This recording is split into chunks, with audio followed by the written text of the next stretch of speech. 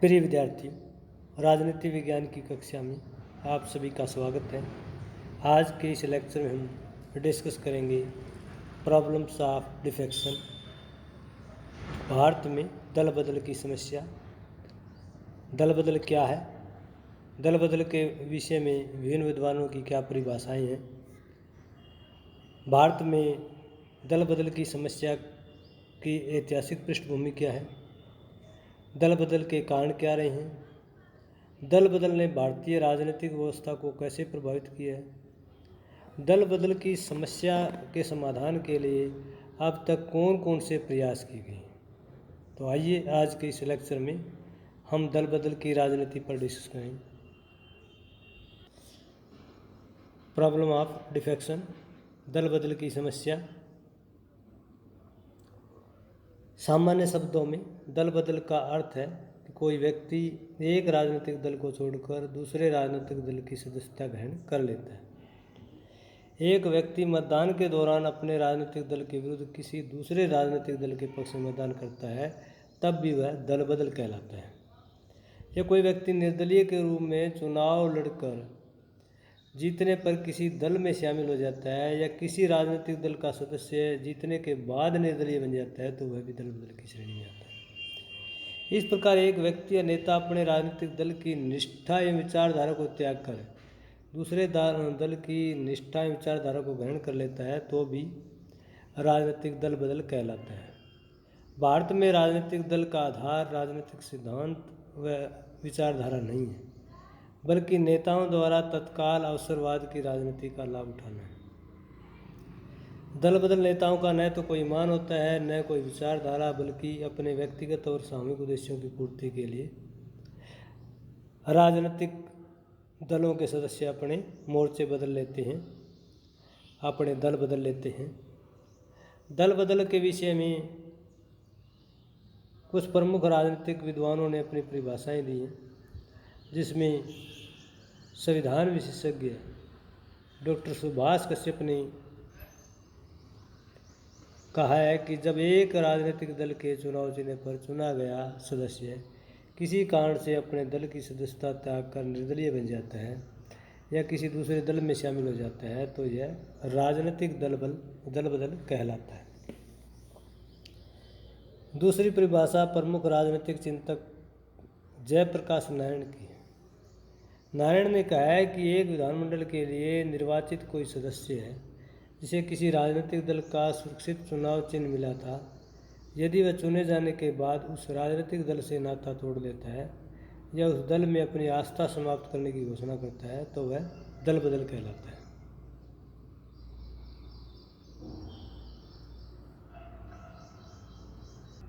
भारत में दल बदल का इतिहास काफ़ी पुराना है। व्यापक तौर पर भारत में दल बदल की राजनीति 1967 में शुरू हुई। 1967 में हरियाणा के विधायक गयालाल ने 24 घंटे में 3 बार दल बदल किया और इसे हरियाणा की राजनीति को आया राम गया राम की राजनीति कहा जाता है। देश के अन्य प्रांतों में भी दल बदल के कारण अनेक मंत्रिमंडल टूटे और नए मंत्रिमंडलों का गठन हुआ। सरकार बनाने के लिए राजनीतिक दलों ने साम दाम दंड भेद का प्रयोग किया और राष्ट्रीय राजनीति में एक नई इवेंट आई, आया राम गया राम की राजनीति। भारतीय राष्ट्रीय कांग्रेस का कमज़ोर होना भी दल बदल का एक महत्वपूर्ण कारण रहा। 1967 में कांग्रेस सत्ताधारी कांग्रेस और कांग्रेस संगठन में विभाजित हो गई। 1972 में डीएमके से अलग होकर के एम रामचंद्रन ने एआईडीएमके का गठन किया। 1977 में 4 दलों ने मिलकर जनता पार्टी का गठन किया। 1978 में कांग्रेस का फिर विभाजन हुआ और कांग्रेस 2 गुटों कांग्रेस आई और कांग्रेस उर्स में बट गई। 1980 में हरियाणा में भजन लाल ने जनता पार्टी का कांग्रेस में विलय कर दिया और राज्य के मुख्यमंत्री बने। 1982 के हरियाणा विधानसभा चुनाव में कांग्रेस ने 36 स्थान प्राप्त किए, लेकिन दल बदल कर बहुमत की सरकार बनाई। 1950 में जनता दल का अनेक छोटे दलों में विभाजन हुआ, जिसमें जनता दल यूनाइटेड, जनता दल एम, राष्ट्रीय जनता दल इत्यादि थे। 1999 में विदेशी मूल के मुद्दे पर शरद पवार के नेतृत्व में राष्ट्रवादी कांग्रेस पार्टी का जन्म हुआ। शरद पवार, तारिक अनवर और पीए संगमा ने मिलकर के एक नई पार्टी कांग्रेस से अलग होकर के नेशनलिस्ट कांग्रेस पार्टी की स्थापना की। 2006 में राज ठाकरे ने शिवसेना से अलग होकर महाराष्ट्र नवनिर्माण सेना का गठन किया। 2007 में कांग्रेस से अलग होकर पूर्व मुख्यमंत्री भजनलाल ने हरियाणा जनहित कांग्रेस का गठन किया। 2011 में कांग्रेस पार्टी से अलग होकर एन रंगास्वामी ने ऑल इंडिया एनआर कांग्रेस का गठन किया। 2014 में के लोकसभा चुनाव के दौरान हरियाणा में कांग्रेस विधायक धर्मवीर व कांग्रेस सांसद राव इंद्रजीत ने कांग्रेस छोड़कर भारतीय जनता पार्टी की सदस्यता ग्रहण की। दोनों ने लोकसभा चुनाव जीते। 2014 से 2023 तक वर्तमान समय तक हम देखें तो कई राष्ट्रीय व राज्य दलों के नेताओं सदस्यों ने दल बदल किए। भारत में अगर व्यापक दल बदल की पीरियड की बात करें तो 1967 से 1970 तक का सबसे अधिक दल बदल हुआ। इस अवधि में 55 बार सरकारें गिरी, लगभग 2700 विधायकों ने दल बदल किया, 142 सांसदों ने भी दल बदल किया। दल बदल की राजनीति को एक हम टेबल के द्वारा समझ सकते हैं। इसमें टेबल दी गई है जो चौथे लोकसभा के दौरान की है। इसमें सांसद आए कितने किस पार्टी में और सांसद किस पार्टी से कितने गए। जैसे कांग्रेस संगठन में 8 आए 3 गए, स्वतंत्र पार्टी में 2 आए 10 गए, जनसंघ पार्टी में 3 आए 6 गए, प्रजा सोशलिस्ट पार्टी में 3 आए 3 गए, संयुक्त सोशलिस्ट पार्टी में आया कोई नहीं 6 निकल गए और भारतीय क्रांति दल में 5 आए और वहाँ से कोई उस पार्टी से गया नहीं। तो इस तालिका से स्पष्ट होता है कि दल बदल का सबसे ज़्यादा लाभ भारतीय क्रांति दल को हुआ क्योंकि जाने वालों की संख्या 0 थी, और सबसे ज़्यादा नुकसान संयुक्त सोशलिस्ट पार्टी को हुआ क्योंकि आने वालों की संख्या 0 थी और जाने वालों की संख्या 6 थी।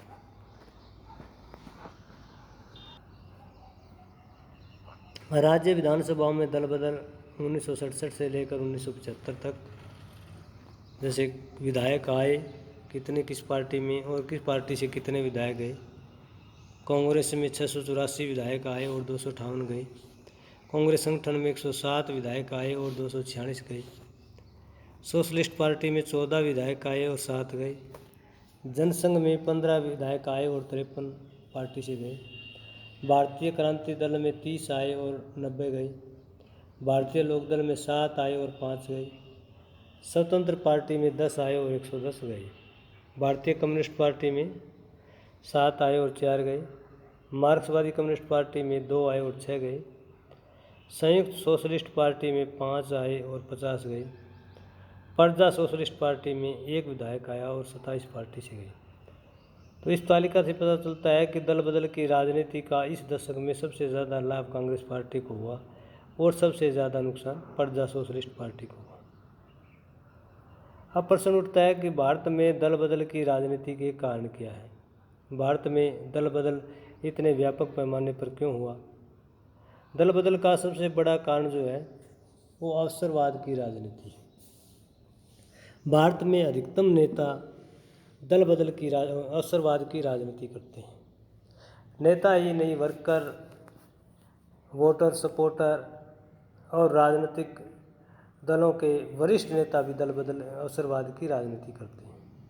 नेता तत्काल लाभ प्राप्त करने के लिए अपने दल की निष्ठाओं को ख़त्म कर देते हैं और दूसरे दल की सदस्यता ग्रहण कर लेते हैं।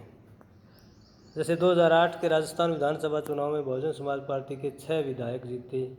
कांग्रेस पार्टी विधानसभा में अलग मत में थी, इसलिए कांग्रेस ने बसपा के 6 विधायकों को अपनी पार्टी में शामिल कर लिया। हरियाणा में 2009 में हुए विधानसभा चुनाव में हरियाणा जनहित कांग्रेस के 6 विधायक चुनाव जीते। इनमें से 5 विधायकों ने दल बदल किया और कांग्रेस पार्टी में शामिल हुए। 2015 में जम्मू कश्मीर में बीजेपी और पीडीपी की गठबंधन सरकार बनी, जो एक प्रकार से अवसरवादी गठबंधन था। दोनों दलों की विचारधारा भी उत्तर दक्षिण की थी और 19 जून 2018 को यह गठबंधन अवसरवादी गठबंधन टूट गया। इसी तरह से पिछले वर्ष मध्य प्रदेश में कमलनाथ के नेतृत्व में कांग्रेस की सरकार बनी, लेकिन एक विक्षुब्ध गुट ने कांग्रेस सरकार के विरुद्ध विद्रोह कर दिया और इससे क्या हुआ कि कांग्रेस सरकार अलमत में आ गई और बीजेपी की सरकार मध्य प्रदेश में बन गई। तो ये अवसरवाद की राजनीति है। भारत में अधिकतम राजनेता, वरिष्ठ नेता अवसरवाद की राजनीति का शिकार रहे हैं। उनको जहाँ सुलभ स्थान मिलता है, जहाँ तुरंत किसी प्रकार का पद मिलता है, उसी पॉलिटिकल पार्टी की सदस्यता ग्रहण कर लेते हैं। तो दल बदल की राजनीति का भारत में सबसे बड़ा कारण है अवसरवाद का रहा है। जहाँ जिस पॉलिटिकल पार्टी की सरकार बनती दिख रही है, उसी पॉलिटिकल पार्टी में लगातार नेताओं के शामिल होने की भीड़ लग जाती है। जैसे 2014 के बाद लगातार जो है कांग्रेस और अन्य पॉलिटिकल पार्टी के लीडरों का बीजेपी में लगातार एंट्री हो रही है। तो ये एक प्रकार से अवसरवाद की राजनीति है। राजनीतिक नेता जो है पूरी तरह से ये देखते हैं कि आने वाले समय में किस पार्टी की सरकार बनने वाली है, किस पार्टी का राजनीतिक प्रभाव ज़्यादा बढ़ रहा है, उसी पार्टी की सदस्यता ग्रहण करके राजनीतिक लाभ प्राप्त करने की कोशिश में लगे रहते हैं। दल बदल का एक बड़ा कारण वैचारिक टकराव भी है। हर पॉलिटिकल पार्टी की अपनी एक विचारधारा है, अपने सामाजिक आर्थिक कार्यक्रम हैं, नीतियां हैं, सिद्धांत है। कई बार एक व्यक्ति जो है किसी कारणवश किसी पॉलिटिकल पार्टी की सदस्यता ग्रहण कर लेता है, लेकिन उस व्यक्ति की व्यक्तिगत विचारधारा और पार्टी की विचारधारा में कोई तालमेल नहीं होता, और जब तालमेल नहीं होता तो उस नेता की विचारधारा और पार्टी की विचारधारा में कहीं टकराव होता है और वो टकराव को झेल नहीं पाता। वो नेता घुटन महसूस करता है, परेशानी महसूस करता है, डिप्रेशन महसूस करता है।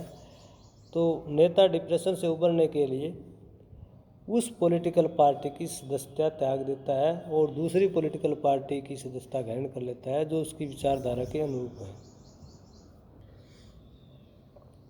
उदाहरण के लिए 1999 में विदेशी मूल के मुद्दे पर शरद पवार, तारिक अनवर और पी.ए. संगमा ने कांग्रेस से अलग गुट बनाकर राष्ट्रवादी कांग्रेस पार्टी बनाई। इन्होंने कहा कि हम भारत के प्रधानमंत्री के पद पर, प्रमुख पदों पर विदेशी मूल के व्यक्ति को नहीं देखना चाहते, इसलिए हम कांग्रेस से अपना अलग जो है पॉलिटिकल पार्टी बना रही। भारतीय जनसंघ से वैचारिक आधार पर अलग होकर ही इसके एक गुट ने अटल बिहारी वाजपेयी के नेतृत्व में भारतीय जनता पार्टी की स्थापना की थी। वैचारिक टकराव के कारण ही 1964 में सीपीआई से सीपीआईएम का अलग से गठन हुआ। एक भारतीय साम्यवाद है, दूसरा मार्क्सवादी साम्यवाद है।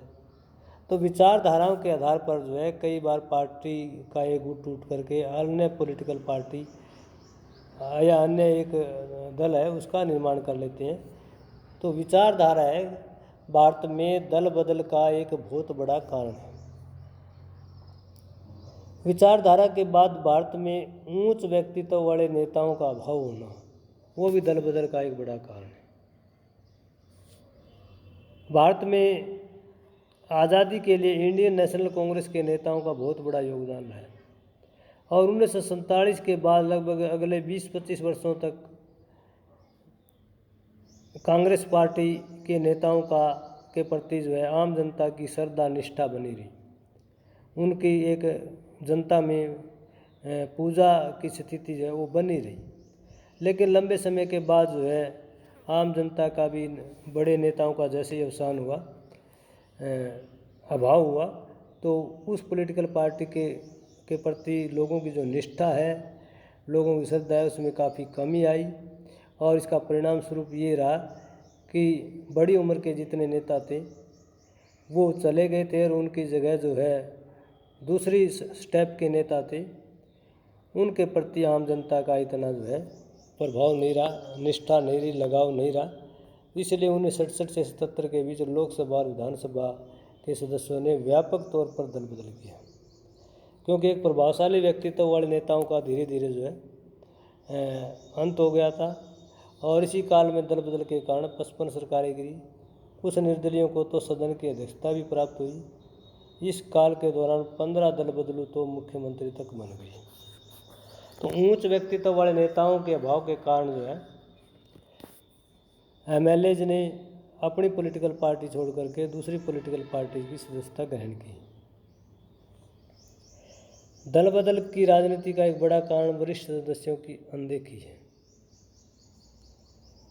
दल बदल की राजनीति का एक प्रमुख कारण वरिष्ठ सदस्यों को उनके राजनीतिक महत्व के अनुरूप उनके प्रभाव को नज़रअंदाज करना है। जब किसी राजनीतिक दल में वरिष्ठ नेता के प्रभाव को नज़रअंदाज किया जाता है तो वह नेता उस दल में ऐतिहासिक गुट बना लेता है। उचित समय आने पर वरिष्ठ उपेक्षित नेता अपने समर्थकों सहित दल बदल करा लेता है। हरियाणा में वरिष्ठ कांग्रेसी सांसद राव इंद्रजीत सिंह ने अपने ही दल की नीति और कार्यक्रमों का आम जनता में पर्दाफाश किया। हरियाणा इंसाफ मंच का गठन किया और इस मंच के माध्यम से वे अपने दल का जनता में दुष्प्रचार किया और इसके बाद वो भाजपा में शामिल होकर के मंत्री पद ग्रहण किया। यानी जितने भी वरिष्ठ सदस्य हैं उनकी जब अनदेखी की जाती है तो वो एक अलग पॉलिटिकल पार्टी में शामिल हो जाते हैं। जैसे हरियाणा में ही वीरेंद्र सिंह का जो गुट है वो हुड्डा गुट के विरुद्ध था और 2014 के चुनाव से पहले वीरेंद्र सिंह डुमर खां ने इंडियन नेशनल कांग्रेस छोड़ करके बीजेपी की सदस्यता ग्रहण कर ली। बीजेपी में वो चुनाव जीते और उसके बाद जो है कैबिनेट मंत्री बने। तो वरिष्ठ सदस्यों की जिस पॉलिटिकल पार्टी में अनदेखी की जाती है वो किसी अन्य पॉलिटिकल पार्टी की सदस्यता ग्रहण कर लेते हैं। उचित पद का न मिलना भी भारत में दल बदल की राजनीति का एक कारण है। अगर किसी नेता को अपनी राजनीतिक क्षमता के अनुसार पद नहीं मिलता तो वह नेता अपने समर्थकों सहित दल बदल करा लेता है। हरियाणा में कांग्रेसी विधायक कुलदीप बिश्नोई ने पार्टी में अपनी राजनीतिक स्थिति के अनुसार पद न मिलने पर 2007 में हरियाणा जनहित कांग्रेस का गठन किया। कुलदीप बिश्नोई 2005 में हुए विधानसभा चुनाव के आधार पर मुख्यमंत्री पद के दावेदार थे, लेकिन उनको यह मुख्यमंत्री का पद नहीं मिला तो उन्होंने कांग्रेस से अलग होकर के एक रीजनल पार्टी की स्थापना की, हरियाणा जनहित कांग्रेस।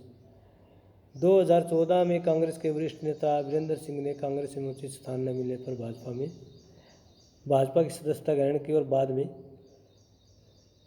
केंद्र सरकार में मंत्री बन गए। दल बदल का एक बड़ा कारण पार्टी टिकट का भी न मिलना है। कुछ महत्वाकांक्षी नेता हर हाल में पार्टी से टिकट की अपेक्षा रखते हैं। अगर किसी कारणवश पार्टी का टिकट उन्हें नहीं मिल पाता तो वह व्यक्ति अपना दल छोड़कर किसी दूसरे दल की सदस्यता ग्रहण कर लेता है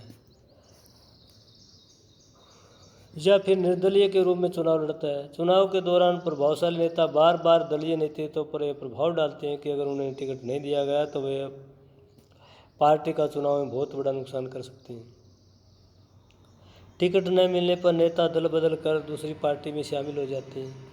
हरियाणा में 2019 के विधानसभा चुनाव में कांग्रेस से उम्मीदवार न बनाए जाने पर रणजीत सिंह ने निर्दलीय के रूप में चुनाव लड़ा और चुनाव जीतकर हरियाणा की गठबंधन सरकार में शामिल होकर ऊर्जा मंत्री बन गई।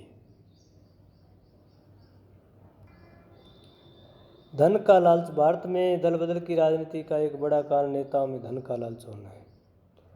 धन के लालच में आकर के अपने ही दल के विरुद्ध नेता मतदान करते हैं। धन के लालच में आकर नेता अपनी पार्टी को अस्थिर कर देते हैं, दूसरे दलों की सरकार बनाने में मदद करते हैं। 1998 में संसद नोट कांड इस बात का उदाहरण है कि किस तरह धन के लालच में आकर लोग दूसरे दलों का समर्थन करते हैं। पार्टी सचेतक जारी होने के बाद भी पार्टी के सांसद और विधायक अपनी ही पार्टी के पक्ष में मतदान नहीं करते। सरकार को बनाने व गिराने के लिए सांसदों व विधायकों की मार्केट वैल्यू तय की जाती है। इसलिए धन का लालच जो है प्रांतीय स्तर से लेकर के राष्ट्रीय स्तर तक एमएलए और एमपी का दल बदल के रूप में जो है एक बहुत बड़ा योगदान रहा है। दल बदल की एक राजनीति का बड़ा कारण दलीय गुटबंदी है। दलीय गुटबंदी दल बदल का एक बहुत बड़ा कारण है। हर सत्ताधारी दल में दो प्रकार के गुट पाए जाते हैं। एक गुट जो सरकार में शामिल है, जिसके पास दल की वास्तविक शक्ति है। दूसरा गुट वह है जो सत्ता सुख से बाहर है और दल में उसके किनारे वाली स्थिति है और ये गुट नाराज होकर सत्ताधारी गुट की आलोचना करता है। गुटबंदी के कारण एक शुद्ध गुट कई बार दल बदल भी कर लेता है और कई बार दल में रहकर ही सत्ताधारी गुट की आलोचना करता है। उदाहरण के लिए हरियाणा की राजनीति में 2009 से 2014 तक हुड्डा गुट सत्ताधारी गुट था और वीरेंद्र व शैलजा गुट शुद्ध गुट रहा। श्री वीरेंद्र सिंह और कुमारी शैलजा ने पार्टी में रहकर राज्य सरकार की आलोचना की। 19 सितंबर 2021 को पंजाब के मुख्यमंत्री ने कांग्रेस में गुटबंदी से तंग आकर मुख्यमंत्री पद से इस्तीफा दिया और चरणजीत सिंह पंजाब के नए मुख्यमंत्री बने।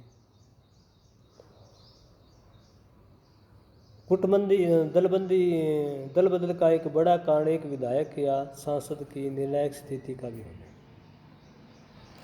भारत में कुछ राज्यों में विधानसभा की सीटों की संख्या 100 से भी कम है। अगर ऐसे राज्यों में राष्ट्रीय दलों के साथ क्षेत्रीय दलों भी महत्वपूर्ण भूमिका में हो तो विधायक निर्णायक स्थिति में आ जाते हैं। उदाहरण के लिए 2013 में दिल्ली विधानसभा चुनाव में आम आदमी पार्टी को 70 में से 28 स्थान प्राप्त हुए। इनमें से 32 विधायक भाजपा के, एक निर्दलीय, एक जदयू का चुनाव जीता। आम आदमी पार्टी के नेता ने कहा कि दूसरे दलों में अच्छे लोग हैं, वे हमारी पार्टी में आए। इस तरह बहुमत के 36 के आंकड़े को प्राप्त करने के लिए एक एक विधायक की निर्णायक स्थिति का आम आदमी पार्टी ने उसकी पहचान की। विश्वास मत के दौरान 37 विधायकों ने केजरीवाल का समर्थन किया। अगर एक निर्दलीय या जदयू विधायक सरकार के विरुद्ध मतदान करते तो विश्वास प्रस्ताव गिर सकता था। 1998 में केंद्र के अटल बिहारी वाजपेयी की भाजपा सरकार सदन में केवल एक मत से विश्वास मत हार गई और देश की जनता को लगभग एक वर्ष बाद ही 500 करोड़ रुपए चुनाव खर्च के रूप में वहन करने पड़े। यानी एक विधायक या एक सांसद के किसी पॉलिटिकल पार्टी में आने से सरकार बनती है या पॉलिटिकल पार्टी के जाने से सरकार गिरती है तो विधायक या सांसद की स्थिति निर्णायक हो जाती है और इस स्थिति में जो है दल बदल की सबसे ज़्यादा संभावना रहती है, विशेष करके छोटे राज्यों में जहाँ विधानसभा सीटों की संख्या 100 से कम है। जनता की उदासीनता भी दल बदल का एक बड़ा कारण रही है। दल बदल करने वाले सांसदों, विधायकों, नेताओं का जनता कभी तिरस्कार नहीं करती, बल्कि पहले की अपेक्षा और अधिक मान सम्मान करती है। जनता चाहती है कि दल बदल कर नेता सत्ता सुख का कुछ भाग उनको देगा। दल बदलू नेता को जनता चुनाव में फिर विजयी बनाकर भेजती है। दल बदलू नेता भी जनता को विश्वास दिलाता है कि आप लोगों की भलाई के लिए ही उसने दल परिवर्तन किया है या उस निर्वाचन क्षेत्र की आवाज़ सरकार नहीं सुन रही। जब तक देश में आम जनता नेताओं की कार्यप्रणाली पर प्रश्न नहीं लगाएगी तब तक दल बदल की समस्या यूं ही बनी रहेगी। 2014 से ही कांग्रेस व अन्य राष्ट्रीय राज्य दलों के बहुत से नेता पार्टी छोड़कर भाजपा में शामिल हो गए, तो ये एक बड़ा कारण रहा। उनको जनता ने भारतीय जनता पार्टी में भी चुनाव जिता दिया। तो जब तक जनता उदासीन रहेगी, जनता ये नहीं सोचेगी कि वो जिस कैंडिडेट को वोट दे रही है उसका राजनीतिक विश्वास कैसा है, राजनीतिक विचारधारा कैसी है, उसका व्यक्तिगत चरित्र कैसा है, राष्ट्रीय चरित्र कैसा है, तब तक दल बदल यूं ही चलता रहेगा। दल बदल का एक बड़ा कारण नेताओं में राष्ट्रीय चरित्र का अभाव है। नेताओं की सोच जो है अपने परिवार तक, अपने समाज तक सीमित रहती है और अधिकांश नेताओं की सोच ऐसी होने के कारण ही दल बदल की समस्या का अभी तक समाधान नहीं हो पाया है। क्योंकि अधिकतम नेता जो है अपने किसी क्षेत्र विशेष, जाति विशेष, धर्म विशेष, वंश विशेष, परिवार, एक विशेष समाज के दायरे तक सीमित रहते हैं। नेताओं की राष्ट्रीय मुद्दों की पृष्ठभूमि, प्रकृति एवं उसके समाधान का व्यापक ज्ञान नहीं है। देश के पॉलिटिकल सिस्टम का, संविधान का, कानून का व्यापक ज्ञान नहीं है। राष्ट्र के बारे में संपूर्ण ज्ञान नहीं है। 2014 के लोकसभा चुनाव में आम आदमी पार्टी के नेता अरविंद केजरीवाल ने जम्मू कश्मीर मुद्दे पर जनमत संग्रह का बयान देकर आम जनता में अपने राष्ट्रीय चरित्र की कमी को ही प्रकट किया। चुनाव प्रचार के दौरान बहुत से राजनेता राजनीतिक लाभ के लिए राष्ट्र विरोधी बयान जारी करते रहे। तो नेताओं में राष्ट्रीय चरित्र का अभाव के कारण दल बदल जो है ज़्यादा संख्या में हो रही। अब प्रश्न उठता है कि भारत में दल बदल से राजनीतिक व्यवस्था कैसे प्रभावित होती है। राजनीतिक व्यवस्था पर किस प्रकार के प्रभाव पड़ते हैं, किस प्रकार का परिवर्तन आता है। दल बदल का सबसे पहला प्रभाव यह है कि सरकार की अस्थिरता। दल बदल की बढ़ती प्रवृत्ति के कारण ही न केवल केंद्र में बल्कि कई राज्यों में भी सरकारें अस्थिर हुई है। दल बदल के कारण 1970 में जनता पार्टी ने केंद्र में अलमत काल के लिए शासन किया। 1989-90 में प्रधानमंत्री वीपी सिंह को दल बदल के कारण त्यागपत्र देना पड़ा और चंद्रशेखर प्रधानमंत्री बने। 1967 से 71 के बीच राज्यों में 55 बार सरकारें की। इस अवधि में 2700 विधायकों ने दल बदल किया, जिसमें 212 विधायक दल बदल के इनाम के रूप में इस अवधि में मंत्री पद मिला और 15 विधायक तो मुख्यमंत्री पद पर विराजमान हुए। हरियाणा में दल बदल की राजनीति के कारण इस अवधि में राजनीतिक अस्थिरता रही। 1996 और 1998 में भी दल बदल के कारण ही केंद्र सरकारें कमज़ोर रही। तो दल बदल ने जो है भारत में न केवल राज्य राजनीति बल्कि राष्ट्रीय राजनीति में भी अस्थिरता उत्पन्न की है। दल बदल का दूसरा प्रभाव यह है कि क्षेत्रीय दलों में वृद्धि हुई है। क्षेत्रीय दल अपने क्षेत्र विशेष के हितों के लिए अवसरवाद की राजनीति करते हैं। इन क्षेत्रीय दलों की कोई राष्ट्रीय सोच नहीं है, न ही वो कभी देश के एकता अखंडता के लिए उन्होंने चिंतन किया। कांग्रेस पार्टी से दल बदल करके अनेक क्षेत्रीय दल अस्तित्व में आए, जैसे हरियाणा विकास पार्टी, ऑल इंडिया कांग्रेस। इसी तरह दूसरे राष्ट्रीय दलों से अलग होकर के भी कुछ नए दलों का निर्माण हुआ, जैसे तृणमूल कांग्रेस है, इंडियन कांग्रेस है, नेशनलिस्ट कांग्रेस पार्टी है। ये सभी पार्टियां जो है, इन्हें मैक्सिमम पार्टियां जो है कांग्रेस पार्टी के हाई का भी भाग रही हैं। तो दल बदल की राजनीति ने क्षेत्रीय दलों की संख्या को बढ़ाया है और मंत्रिमंडल का अति विस्तार हुआ है। दल बदल से मुख्यमंत्रियों को अपने मंत्रिमंडल का बार बार विस्तार करना पड़ा, जिससे जनता में सरकार की छवि धूमिल हुई, बल्कि जनता के ऊपर आर्थिक भार भी बढ़ा। हर दल बदलू को संतुष्ट करने के लिए विधायकों को मंत्रिपरिषद में शामिल करना पड़ता था। राज्यों में लगभग 50 विधायकों को मंत्रिपरिषद में शामिल किया गया, लेकिन उसके बावजूद भी राज्य सरकारें अपना निर्धारित कार्यकाल पूरा नहीं कर सकी। तो मंत्रिमंडल का बार बार जो है विस्तार करना पड़ता है सरकार को बचाने के लिए, सरकार को बनाए रखने के लिए, सरकार का बहुमत का जो आंकड़ा है वो जारी रखने के लिए दल बदल का सहारा जो है लिया गया। जन अपेक्षाओं की अपेक्षा भी जो है दल बदल की राजनीति का एक बड़ा कारण रहा है।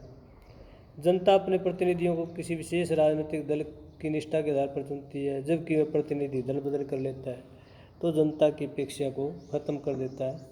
दलीय निष्ठा बदलने के कारण उस निर्वाचन क्षेत्र के मतदाता अपने आप को ठगा हुआ महसूस करते हैं।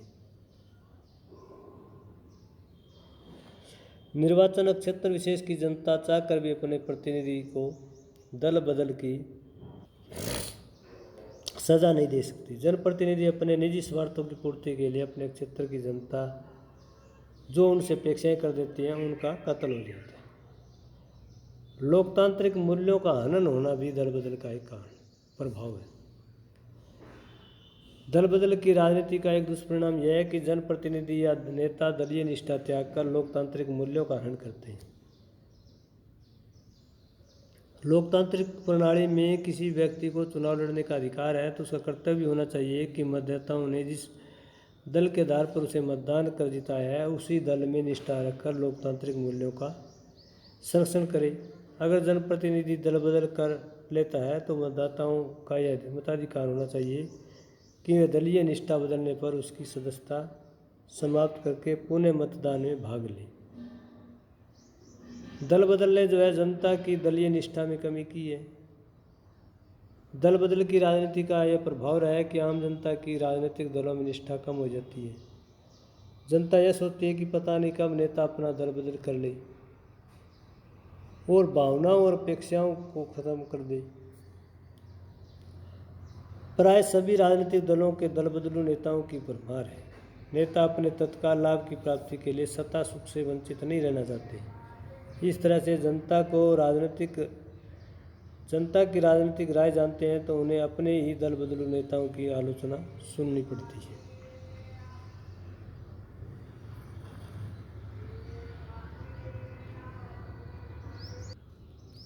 दल बदल का एक प्रभाव कमजोर गठबंधन सरकारों का दौर है। दल बदल के कारण गठबंधन सरकारों के घटक दलों में न तो राजनीतिक सहिष्णुता होती है, न ही कोई साझा रणनीति। प्रत्येक घटक दल अपने अपने स्वार्थों की पूर्ति के लिए गठबंधन सरकार को चुनौती देते रहते हैं। भारत में दल बदल के कारण केंद्र व राज्यों में अब तक जितनी सरकारें बनी उनमें से अधिकतम सरकारें अपना कार्यकाल पूरा नहीं कर सकी। दल बदल की राजनीति ने केंद्र में मजबूत गठबंधन की राजनीति की संभावनाओं को पूरी तरह से इनकार कर दिया है। दल बदल को न तो अपने निर्वाचन क्षेत्र की चिंता है और न ही देश के भविष्य की। दल बदलू का कार्य जो है अपने व्यक्तिगत पारिवारिक लाभ के लिए कार्य करना है। प्रधानमंत्री की स्थिति का कमज़ोर होना ये भी दल बदल की राजनीति का एक प्रभाव है। गठबंधन सरकार का नेतृत्व जो है हमेशा कमज़ोर स्थिति में रहता है और दल बदल के आधार पर बनी सरकार के प्रधानमंत्री को तो सरकार के भविष्य का पता नहीं होता। दल बदल के आधार पर उदय छोटे छोटे दल प्रधानमंत्री को अपने स्वार्थों की पूर्ति के लिए लगातार दबाव में रखने का प्रयास करते हैं। दल बदलू नेताओं के कारण प्रधानमंत्री की शक्तियों और प्रभाव में लगातार कमी आई है। शायद सांसद प्रधानमंत्री के दबाव में नहीं रहते बल्कि प्रधानमंत्री अपनी सरकार को बचाए रखने के लिए निरंतर सांसदों का दबाव झेलता रहता है। 1990 में चंद्रशेखर के नेतृत्व में जनता दल के एक वर्ग ने दल बदल करके अल्पसंख्यक सरकार बनाई जिसमें राजनीतिक अस्थिरता उत्पन्न हुई। 2004 से 2014 तक केंद्र में डॉक्टर मनमोहन सिंह के नेतृत्व में संयुक्त प्रगतिशील गठबंधन 1 और 2 दल इस तरह के जो है कमज़ोर सरकार के उदाहरण हैं। दल बदल ने प्रशासनिक अधिकारियों की तानाशाही को जन्म दिया है। दल बदल के कारण प्रशासनिक अधिकारियों में अहम जागने लगता है, उनमें तानाशाही आ जाती है। उनको पता है कि सरकार कमज़ोर है, सरकार कभी भी गिर सकती है, इसलिए वो राजनेताओं के प्रभाव को जो है एक प्रकार से ज़्यादा महत्व प्रदान नहीं करते और मंत्रिमंडल पर पकड़ जो है कमज़ोर हो जाती है। प्रशासनिक अधिकारी अपने ज्ञान व कौशल का अनुचित लाभ उठाते हैं। प्रशासनिक अधिकारी जनता की अपेक्षाओं की भी उपेक्षा करते हैं। वे जनता पर अपनी तानाशाही स्थापित करते हैं और सरकार चाहकर भी कुछ नहीं कर पाती क्योंकि सरकार को बचाए रखने के लिए नरम रवैया अपनाना पड़ता है। दल बदल ने जनहित की उपेक्षा की है। दल बदलू नेताओं के कारण सरकार अस्थिर रहती है। आम जनता के कल्याण के लिए सरकार कोई कदम नहीं उठाती तो असंतुष्ट प्रतिनिधि सरकार को दल बदल की धमकी देते हैं। सरकार में शामिल हर प्रतिनिधि चाहता है कि नीति निर्धारण में उसको उचित स्थान दिया जाए। 91वें संविधान संशोधन के कारण मंत्रिपरिषद का आकार 15% तक सीमित किया गया। ऐसे में चाहे केंद्रीय मंत्रिमंडल हो या प्रांतीय मंत्रिमंडल 35% से ज़्यादा प्रतिनिधि मंत्रिमंडल के सुख से वंचित रहते हैं। मंत्रिमंडल से वंचित जनप्रतिनिधि अपनी ही सरकार की आलोचना करते हैं और सरकार पर आम जनता के हितों की अनदेखी का आरोप लगाते हैं। दल बदल ने नैतिकता की जो राजनीति उसका पतन किया है। दल बदल के कारण नेताओं में नैतिकता की पूरी तरह से कमी हो गई। जो नेता दल बदल करते हैं जागरूक मतदाताओं की नज़र में वे नैतिकता विहीन है। जागरूक मतदाता जैसे जैसे दल बदलू नेताओं की आम जनता में भ्रष्ट होने का आरोप लगाते हैं। जागरूक मतदाता मानते हैं कि दल बदल करके उनके प्रतिनिधि ने उनके अधिकारों को बेच दिया। दल बदल एक प्रकार का नैतिक बुराई है क्योंकि जनप्रतिनिधि जिस दल के घोषणा पत्र को जनता के सामने रखकर उसका समर्थन प्राप्त करता है और बाद में अपने ही उद्देश्यों की पूर्ति के लिए दल बदल कराता है तो वह अपनी ही राजनीतिक सामाजिक जो नैतिकता है उसको ख़त्म करता है। प्रश्न उठता है कि भारत में दल बदल का राजनीति का इतिहास बहुत पुराना है और दल बदल की समस्या को दूर करने के लिए अब तक कौन कौन से प्रयास किए गए। दल बदल की समस्या को दूर करने के लिए 1964 में केंद्रीय मंत्री यशवंत राव चौहान की अध्यक्षता में एक कमेटी का गठन किया गया था। इस कमेटी ने सिफारिश की थी कि सभी राजनीतिक दल एक ऐसी आचार संहिता को स्वीकार करें जिसमें लोकतांत्रिक मूल्यों का समावेश हो। प्रधानमंत्री या मुख्यमंत्री निम्न सदन का होना चाहिए। दल बदलने वाले को मंत्री नहीं बनाया जाना चाहिए। मंत्रिपरिषद का आकार 10% तक सीमित हो। जनप्रतिनिधियों को जनता द्वारा वापस बुलाने का अधिकार होना चाहिए। दल बदलों की सदस्यता समाप्त होनी चाहिए। निर्वाचित प्रतिनिधि को उसी दल से समझा जाए जिस दल के चुनाव जीतने पर वो उसने चुनाव लड़ा हो। भारत में दल बदल को रोकने के लिए 1964 के बाद 1978 में दल बदल विरोधी विधेयक लोकसभा में प्रस्तुत किया गया।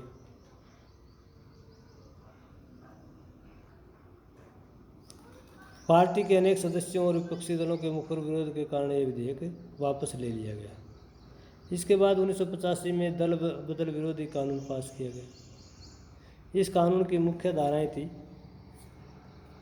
प्रमुख धाराओं में पहली धारा, यदि संसद या किसी राज्य विधानमंडल का कोई सदस्य निर्वाचित दल से त्यागपत्र दे देता है या उसे निकाल दिया जाता है या अपने दल के विरुद्ध सदन में मतदान करता देता है तो उस सदन की सदन की सदस्यता छोड़नी पड़ेगी। दूसरा, यदि कोई व्यक्ति निर्दलीय के रूप में चुनाव लड़ता है, वह जीतता है और किसी दल की सदस्यता ग्रहण कर लेता है तो उसे अपनी सदस्यता त्यागनी पड़ेगी। तीसरा, ये किसी भी राजनीतिक दल के 1/3 सदस्य अपना अलग दल बना लेते हैं तो इसे दल बदलू नहीं माना जाएगा। चौथा, सदन की सदस्यता के विषय में अंतिम निर्णय अध्यक्ष या सभापति द्वारा होगा। पांचवें, मनोनीत सदस्य 6 महीने के बाद किसी दल की सदस्यता ग्रहण करता है तो उसे सदन की सदस्यता से वंचित किया जाएगा।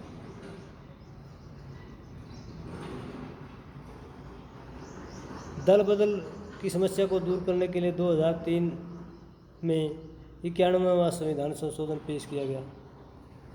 2004 में इसे पास किया गया और इस अधिनियम में जो प्रमुख धाराएं थी उन पर हम डिस्कस करेंगे।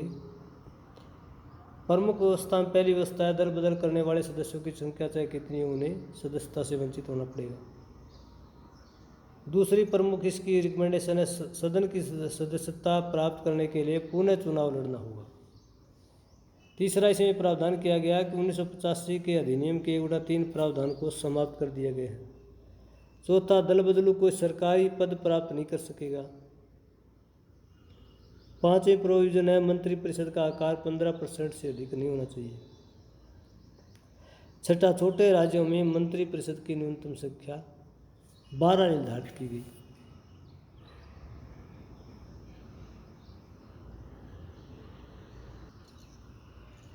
तो आज का हमारा ये लेक्चर था, दल बदल की राजनीति क्या है। दल बदल की राजनीति के विषय में विभिन्न राजनीतिक विद्वानों की क्या परिभाषाएं हैं। भारत में दल बदल की राजनीति का इतिहास क्या रहा है, ऐतिहासिक पृष्ठभूमि क्या है, भारत में दल बदल के कारण कौन कौन से रहे हैं, किस दशक में सबसे ज़्यादा दल बदल हुई, दल बदल ने भारतीय राजनीति को कैसे प्रभावित किया, राजनीतिक व्यवस्था पर कौन से प्रभाव पड़े, चाहे वो राष्ट्रीय राजनीतिक व्यवस्था हो या राज्यों की राजनीतिक व्यवस्था हो, दोनों को ही दल बदल ने प्रभावित किया है। दल बदल की समस्या को दूर करने के लिए अब तक कौन कौन से उपाय सुझाए गए, कौन कौन सी कमेटियां बनाई गई, कौन कौन से एक्ट पास किए गए, चाहे वो चौहान समिति हो या एंटी डिफेक्शन लॉ 1985 हो या 2003 का हो। समय समय पर दल बदल की समस्याओं पर नियंत्रण पाने के लिए एक एक्ट बना करके, नियम बना करके ऐसे प्रस्ताव पारित किए गए जिससे दल बदल की समस्या पर कुछ हद तक जरूर नियंत्रण लगा है, लेकिन अभी भी इसमें और ज़्यादा सुधार की ज़रूरत है। तो दल बदल की राजनीति से संबंधित आज का ये वीडियो लेक्चर आपको कैसा लगा कमेंट करके ज़रूर बताइएगा। अगर आपको लेक्चर पसंद आता है तो इसे लाइक कीजिए, मित्रों के साथ शेयर कीजिए और मेरे इस यूट्यूब चैनल को सब्सक्राइब करना न भूलिए ताकि आने वाली हर नई वीडियो आप तक आसानी से पहुंच सके। धन्यवाद।